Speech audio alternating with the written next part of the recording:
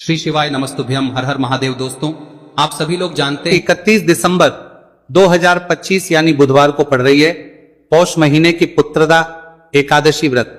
और दोस्तों, यह वह तिथि है जो पौष महीने में पड़ने वाली सबसे बड़ी तिथि पुत्रदा एकादशी व्रत है, क्योंकि यह बुधवार के दिन पड़ना है रही है और इसका बहुत ही बड़ा और विशेष महत्व होता है।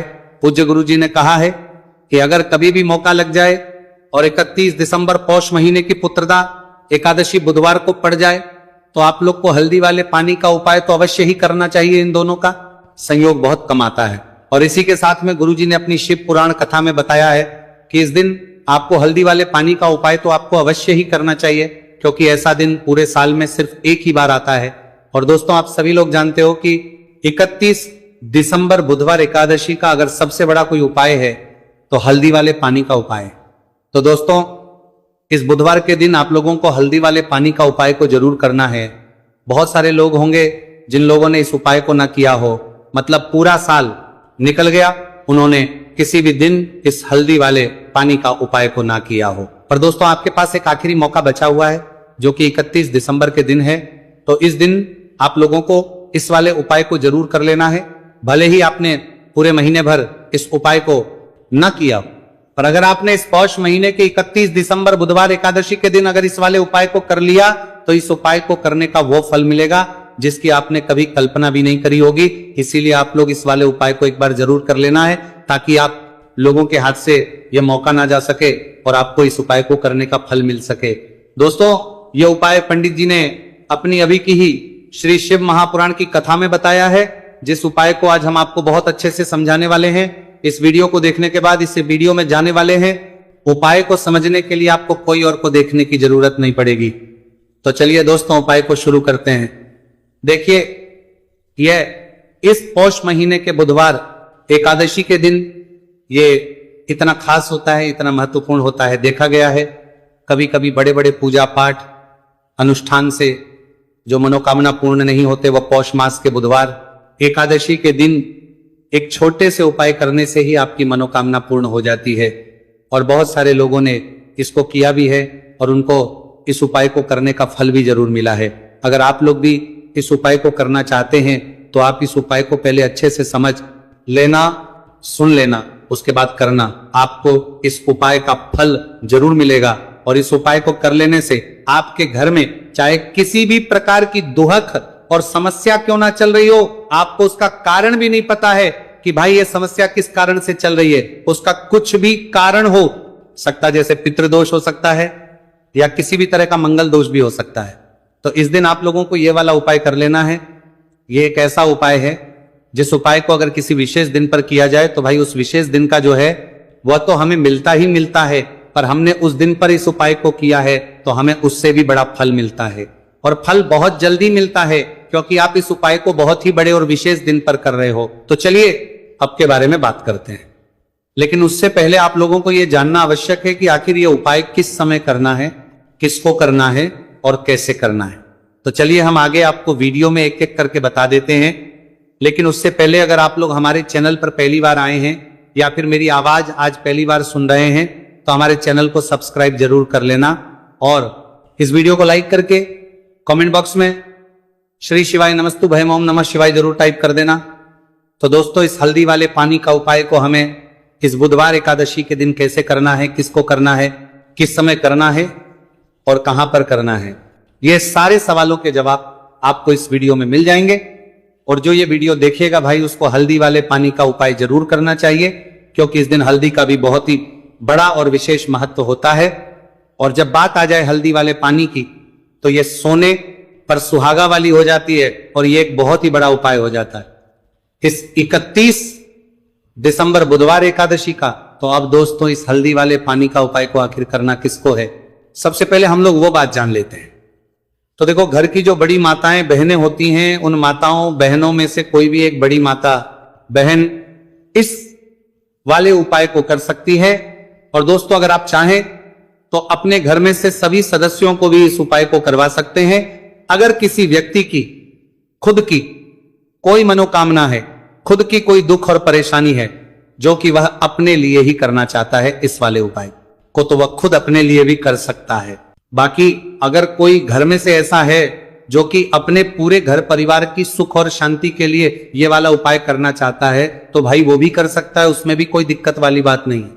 कहने का मतलब यह है कि इस उपाय को हर एक सदस्य भी कर सकता है और पूरे घर परिवार के सदस्य के लिए घर की बड़ी माताओं बहनों में से कोई एक मां भी कर सकती है।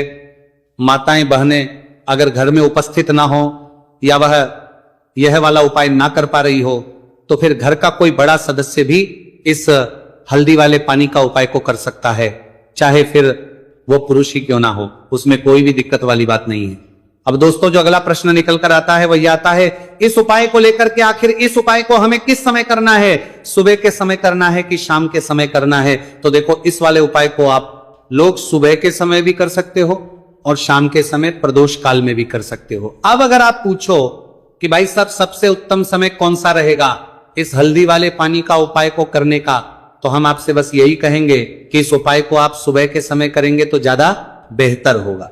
बाकी अगर प्रदोष काल शाम के समय भी करेंगे तो भी अच्छा होगा, उसमें कोई भी दिक्कत वाली बात नहीं है। तो अब दोस्तों जो अगली सबसे बड़ी और महत्वपूर्ण बात आती है वो ये आती है कि अगर हम उपाय को करेंगे तो हमें कितने बजे से लेकर कितने बजे तक के बीच में करना है और शाम के समय प्रदोष काल में करेंगे तो हमें कितने बजे से लेकर कितने बजे के बीच में करना है। तो देखो सुबह जितनी जल्दी हो सके आप उपाय को करने की कोशिश करना। बाकी अगर किसी कारणवश लेट भी हो जाओ, थोड़ी देर भी हो जाए तो 10 या 11 बजे तक भी आप उपाय कर लेना, पर 12 बजे से ज्यादा देरी ना हो, ठीक है, इस बात का ध्यान रखना। उसके बाद में दोस्तों अगर शाम के प्रदोष काल की बात करें, प्रदोष काल का जो समय है होता है वो शाम के 6 बजे से शुरू हो जाता है। मतलब शाम के 6 बजे से लेकर 7 बजे के बीच का जो समय होता है यह समय प्रदोष काल का समय होता है।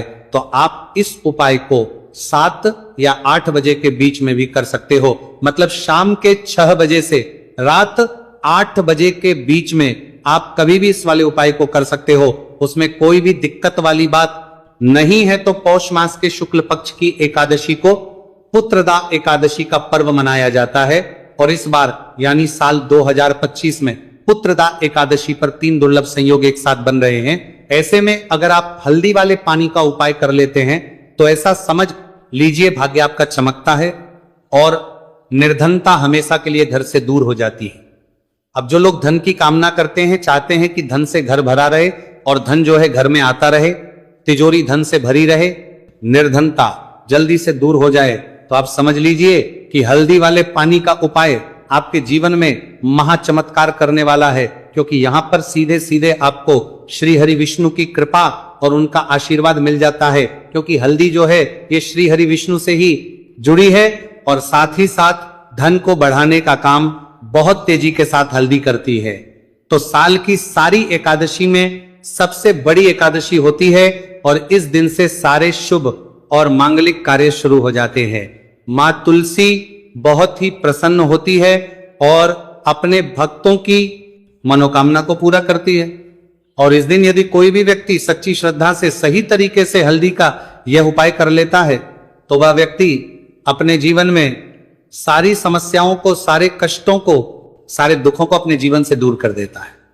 तो हल्दी का पानी जब आप अपने घर में डालेंगे ना, केवल आपके घर में धन आएगा, धन बढ़ेगा, बल्कि और भी जो आपके जीवन में दुख बीमारियां हैं, घर में क्लेश है, कष्ट है, सारे के सारे आपके जीवन से दूर होते हैं। क्योंकि यहां पर श्री हरि विष्णु के साथ मां लक्ष्मी की कृपा भी आपको मिलती है। साथ ही साथ आपको बता दें कि हल्दी जो है यह सुख और समृद्धि का प्रतीक मानी जाती है। जितने भी मांगलिक का हम करते हैं, शादी विवाह है ना, उनमें सभी में हम हल्दी जरूर लेते हैं। क्योंकि हल्दी सकारात्मक ऊर्जा को बढ़ाने का भी काम करती है, सकारात्मकता का प्रतीक होती है। और हल्दी जो है ये आपके घर में सुख समृद्धि को से बढ़ाती है।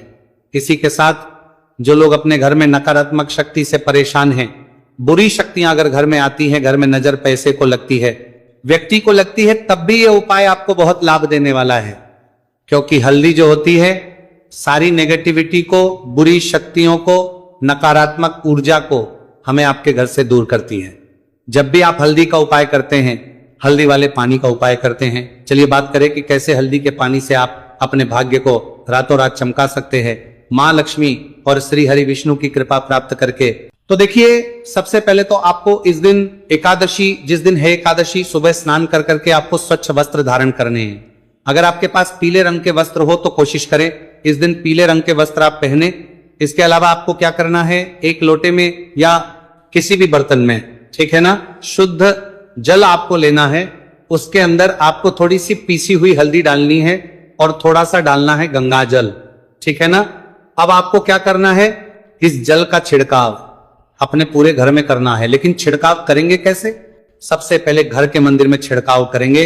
ओम नमो भगवते वासुदेवाय नमः, ये मंत्र बोलेंगे। अगर मंत्र ध्यान नहीं रहता है तो जय श्री हरि विष्णु, जय महालक्ष्मी बोलते हुए हल्दी वाले पानी का छिड़काव घर के मंदिर में करना है सबसे पहले। इसके बाद घर में भी कमरे हैं, जितने भी रूम्स हैं वहां पर छिड़काव करेंगे। घर का जो ईशान कोण है, यानी कि उत्तर और पूर्व के बीच की दिशा, यहां पर तो विशेषकर आपको इस पानी का छिड़काव करना है, जो हल्दी वाला पानी आपने तैयार करा है। इसके बाद आपको अपने घर के मुख्य द्वार पर जरूर से छिड़काव करना है, अंदर की तरफ भी और बाहर की तरफ भी। आपका मुख्य द्वार यानी कि लकड़ी का जो आपका दरवाजा है, ठीक है ना, वहां पर अंदर की तरफ भी हल्दी वाले पानी का छिड़काव करेंगे और बाहर की तरफ भी छिड़काव करते करते जय श्री हरि विष्णु, जय महालक्ष्मी, ओम नमो भगवते वासुदेवाय नमः, ओम नमो भगवते वासुदेवाय नमः, इस मंत्र का जाप करते करते आपको इस हल्दी वाले पानी का पूरे घर में एकादशी वाले दिन को छिड़काव करना है। इस कर रहे हैं आप अपने बच्चों की बुद्धि, ज्ञान और विवेक के लिए उपाय कर रहे हैं, तो उसके लिए आपको प्रार्थना कर लेनी है। या फिर व्यापार में वृद्धि करने के लिए ये उपाय कर रहे हैं तो उसकी कामना करते हुए आपको प्रार्थना कर लेनी है। या फिर अपनी नौकरी के लिए कर रहे, या फिर अपने इंटरव्यू के लिए, या फिर धन की प्राप्ति के लिए कर रहे, जिस भी कामना के लिए आप उपाय कर रहे उसे परिपूर्ण करने के लिए आपको महादेव से प्रार्थना कर रहे लेनी है और फिर आपको वापस घर आ जाना है। पूज्य गुरु जी ने कहा है कि जो भी व्यक्ति इस उपाय को कर लेता है तो यकीन मानिए आपके जीवन की जो सारे संकट, कष्ट और बाधाएं ही वो सभी समाप्त होंगे। आप दोस्तों, हम जान लेते हैं चौथे चमत्कारी उपाय के बारे में, लेकिन ये उपाय विशेषकर उन लोगों को करना है जिनका व्यापार बिल्कुल भी ढंग से नहीं चल पा रहा है, या फिर जिनके घर में धन की परेशानी बहुत अधिक है, साथ ही साथ जिनका जो बुध ग्रह है वह कमजोर अवस्था में है, तो उन्हें ये उपाय करना चाहिए। बुध ग्रह को मजबूत करने के लिए आपको विशेषकर ये उपाय करना है। देखिए, इस उपाय के लिए आपको मात्र एक प्यारे सी बेलपत्र लेनी होगी। बेलपत्र जो है वो कहीं से भी खंडित नहीं होनी चाहिए। बेलपत्र यदि आपको प्राप्त नहीं हो पाती है तो आप भगवान शिव के शिवलिंग पर चढ़ी हुई बेलपत्र को पूर्ण शुद्ध जल से धो करके उपयोग कर सकते हैं। इसी के साथ में आपको मात्र एक हरा मूंग लेना है। हरा मूंग भी साबुत लेना है, खंडित नहीं होना चाहिए। और इसी के साथ में आपको एक तांबे के पात्र के अंदर शुद्ध जल लेना होगा। अब देखिए, ये तीनों सामग्री लेकर के आपको सीधे पहुंचना होगा भगवान शिव के मंदिर में। ये उपाय आप सुबह से लेकर के शाम तक किसी भी समय कर सकते हैं। देखिए, सबसे पहले तो आपके पास जो एक बेलपत्र है उससे आपकी जो भी कामना है, चाहे व्यापार से जुद्धि हो, बुद्धि ज्ञान विवेक की प्राप्ति के लिए हो, आपके घर में सुख को लेकर आपकी कोई कामना हो, जो भी आपकी कामना है उन्हें आपको बोलना है। और ये जो एक बेलपत्र है सबसे पहले तो आपको माता अशोक सुंदरी वाले स्थान पर समर्पित कर देनी है। देखें, बेलपत्र की चिकनी साइड शिवलिंग से स्पर्श रहेंगी और इसकी जो डंडी है वो आपको जलाधारी की ओर रखनी है। इस प्रकार से आपको ये जो बेलपत्र है इससे माता अशोक सुंदरी वाले स्थान पर समर्पित कर देना है। अब दोस्तों, आपके पास जो एक मूंग का दाना है उससे आपको आपकी जो भी कामना है उसे बोलते हुए उस हरे मूंग दाने को आपको उसे जल पात्र के अंदर डाल देना है। अब दोस्तों, ये जो हरा मूंग युक्त जल है इसे आपको समर्पित करना है। आपकी जो भी कामना है, चाहे आपका जो व्यापार है वो अच्छे से नहीं चल पा रहा है तो इस प्रकार से आपको कामना करनी है। और यह जो हरी मूंग से युक्त जल, इसमें से थोड़ा सा जल सबसे पहले तो आपको भगवान श्री गणेश जी वाला स्थान पर समर्पित करना है, फिर थोड़ा सा जल आपको माता अशोक सुंदरी वाले स्थान पर समर्पित करना है, और जो अंत में थोड़ा सा जल और बचेगा उसे पूरा आपको भगवान शिव के शिवलिंग पर धीरे धीरे अर्पित कर देना है, श्री शिवाय नमस्तु भयम इस मंत्र का जाप करते हुए। तो इस प्रकार से आपको थोड़ा थोड़ा जल समर्पित करना है। थोड़ा सा जल आपको भगवान गणेश जी वाले स्थान पर, फिर माता अशोक सुंदरी वाले स्थान पर, फिर अंत में भगवान शिव के शिवलिंग पर अर्पित कर देना है।